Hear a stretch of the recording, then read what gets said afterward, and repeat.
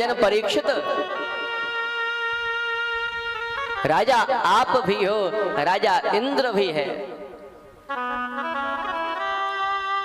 लेकिन इंद्र ने अपमान किया था भगवान का।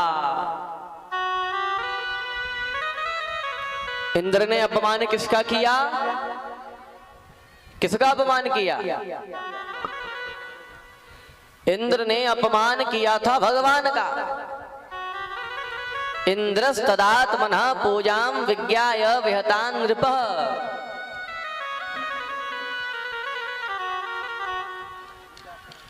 सुखदेव जी महाराज कहते हैं, हे राजन परीक्षित, कृष्णम मर्त्यमुपाश्रित्य यह चक्रुर्देव हेलनम।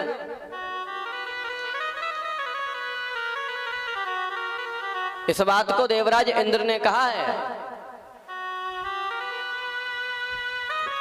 बोलो सदगुरुदेव भगवान की जय।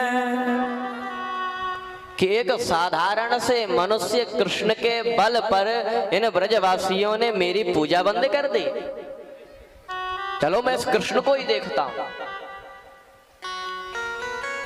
तो हे परीक्षित, इंद्र ने अपमान किया है भगवान का, इसीलिए भगवान ने इंद्र को क्षमा कर दिया।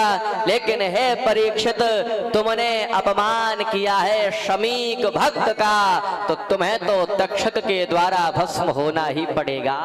बोलो वृंदावन बिहारी लाल की। क्यों? क्योंकि भक्त का जो अपमान करता है उसे तो भगवान एक बार के लिए क्षमा कर देते हैं। भगवान का जो अपमान करता है उसे तो भगवान क्षमा कर देते हैं, लेकिन भगवान के भक्त का जो अपमान करता है उसे तो दंड भोगना ही पड़ता है।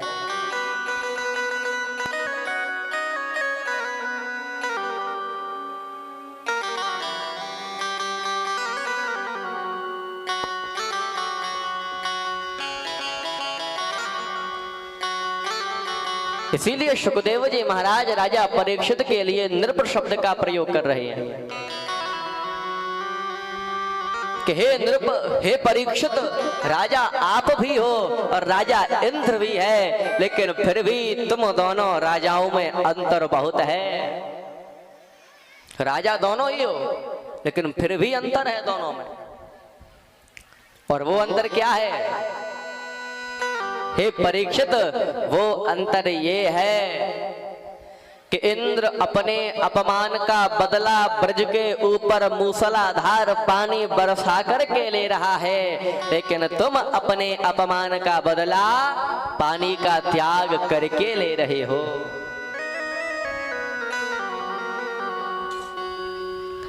अच्छा, राजा परीक्षित पानी का त्याग करके बदला कैसे ले रहे हैं?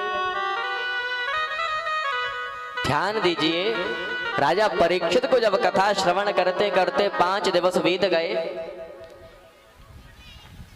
तब सुखदेव जी महाराज राजा परीक्षित से कहते हैं कि हे राजन परीक्षित, इतने दिवस हो गए और आपने अभी तक पानी की एक बूंद भी नहीं पी है।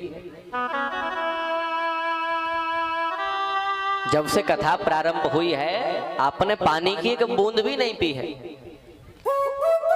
आपको प्यास लग आई होगी, आप जाइए पानी पी लीजिए। लेकिन राजा परीक्षित की आंखों में आंसू आ गए। हे गुरुदेव, आखिर ये पानी ही तो मेरे श्राप का कारण बन गया। हे गुरुदेव, अगर उस दिन जंगल में मुझे प्यास ना लगती और मैं शमीक मुनि के आश्रम पर पानी मांगने के लिए नहीं जाता, तो आज तक्षक नाग मेरी मृत्यु का कारण नहीं बनता।